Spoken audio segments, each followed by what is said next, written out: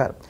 అనంతమైనటువంటి దుర్గా రూపాల్లో అత్యంత ప్రధానమైనవి ఈ 9 దుర్గా స్వరూపాలు. వనదుర్గ, దీపదుర్గ, ఇట్లా అనేకమైనటువంటి రూపాలు ఉన్నప్పటికి కూడా ప్రధానంగా అందరూ కూడా అంగీకరించి ఆమోదించి విశేషించి నవరాత్రుల్లో 9 రోజులు కూడా అర్చించేటువంటి స్వరూపాలు ఈ నవదుర్గా స్వరూపాలు అన్నారు.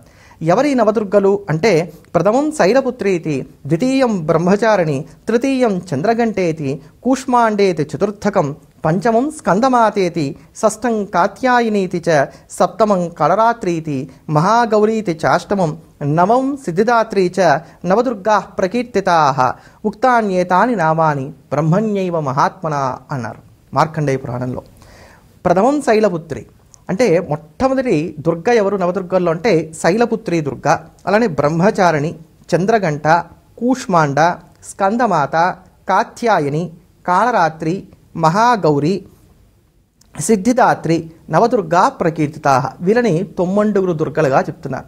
ఈ 9 మందిని కూడా అసలు నిత్యం స్మరించినంత మాత్రం చేతన ప్రతి నిత్యము కూడా ఈ 9 దుర్గలను స్మరించినంత మాత్రం చేత అగ్నినాథహమాన్యాస్తు శత్రుమధ్యగతే రణే విషమే దుర్గమే చాపి భయార్తా శరణంగతా నతేషాం జాయతే కించిత్ అశుభం రణసంకటే ఆపదం నచ పశ్యంతి శోక దుఃఖ భయన్నహి యోస్తు భక్త్యా స్మృతా నూనాం తేషాం వృద్ధి ప్రజాయతే అంటోంది శాస్త్రం.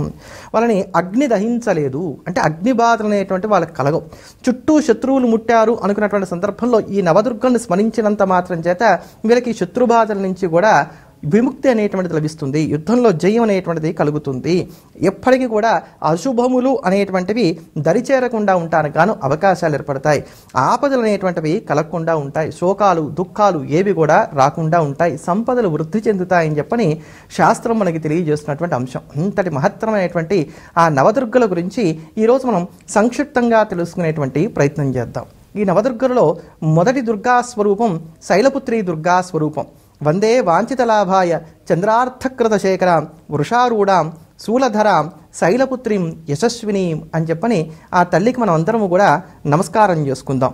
ఈ శైలపుత్రి దుర్గా స్వరూపానికి ఉన్నటువంటి విశేషాన్ని గురించి మంత్రశాస్త్రంలో కావచ్చు, పురాణాల్లో కావచ్చు చాలా విస్తారంగా మనందరికి కూడా తెలియజేశారు.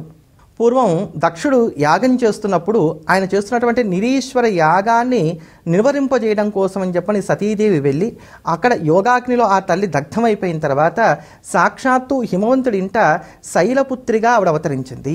అందుకని ఈ దుర్గకు శైలపుత్రి దుర్గా అనేటువంటి నామం కలిగింది అని అంటారు. ఈ తల్లి వృషభమును వాహనంగా చేసుకొని 2 భుజములతో ప్రకాశిస్తూ ఒక చేతిలో త్రిశూలాన్ని మరొక చేతిలో కమలాన్ని ధరించి మనందరికీ కూడా తన స్వరూపాన్ని దర్శింపజేస్తూ ఉంటుంది. ఈ శైలపుత్రి దుర్గా స్వరూపం అనేది చాలా గొప్పదైనటువంటి స్వరూపం. ఈ తల్లికే హైమావతి అనేటువంటి పేరు కూడా ఉంది. ఈ హైమవతి అనేటువంటి పేరు కూడా మనకి కేనోపనిషత్తులో కనబడుతుంది. ఉమా హైమవతి బహుశోభమాన అంటూ మనకు అమ్మవారికి ఉన్నటువంటి పేర్లలో ప్రధానంగా వేదంలో కనబడుతున్నటువంటి పేర్లలో ఈ హైమవతి అనేటువంటి పేరు కూడా మనకు కనబడుతుంది.